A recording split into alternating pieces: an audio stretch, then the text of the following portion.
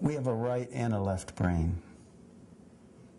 There is science, and there's emotion, there's feeling, there's that which lies beyond the grasp of science. Just like Einstein said when they asked him, can a sunset be described in terms of pure physics? He said, yes, it can, but if it is, it will lose its meaning. So there's two facets of life. And I think we've gotten into trouble because it seems so many people abandon one or the other. You've got the cold, hard rationalists, and then you've got the people that don't want to think. They just want to feel, they want to feel love, they want to feel their hearts swell, and they call that spirituality.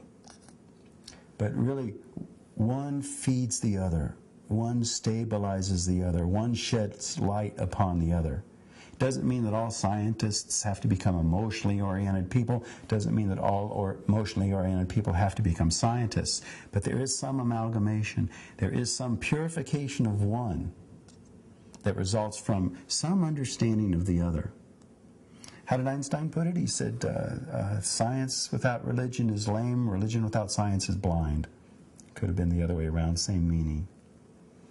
So that's a major step forward for our species in the arena of spirituality, to be willing to stop and think.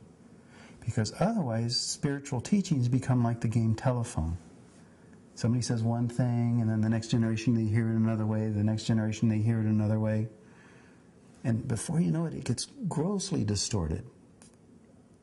And if we can just stop and think and reflect and ponder and use that to take a deeper look at these spiritual teachings, then we can get a deeper understanding of those spiritual teachings. It's absolutely essential. Integration of the totality of our being. Not to live enslaved by the right brain, not to live enslaved by the left brain, but by living the level of life where the two are in harmony. And only that will satisfy.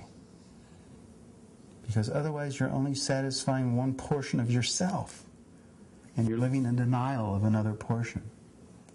When something touches your heart and your heart swells, and it's so beautiful and so exquisite, and at the same time it makes perfect sense, then you've done something great. That's what life in fulfillment is.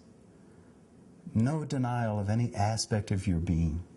Full embrace and complete harmony of all aspects of your being and all aspects of life, you see. But that is not so simple. Life is profoundly complex. It's profoundly subtle. It's riddled with paradox. So to attain that isn't an intellectual pursuit, isn't an emotional pursuit. Might be better to almost say it's even a physiological pursuit, where the physiology is freed from its limitations, free from its conditioning, so it can rest into its own true nature, which does hold all aspects of life, which is one with the unified field, the source of all of this. You see?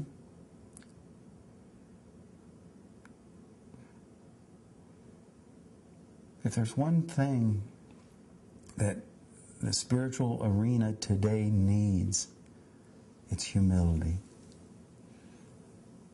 We're far too quick to say, oh yeah, I get it. I read Be Here Now, or I know the 7 spiritual rules to live by, or I memorized all the verses in this scripture or that scripture. It's a nice beginning, all too often mistaken for the end. To know all about spirituality is the first step, all too often mistaken for the last.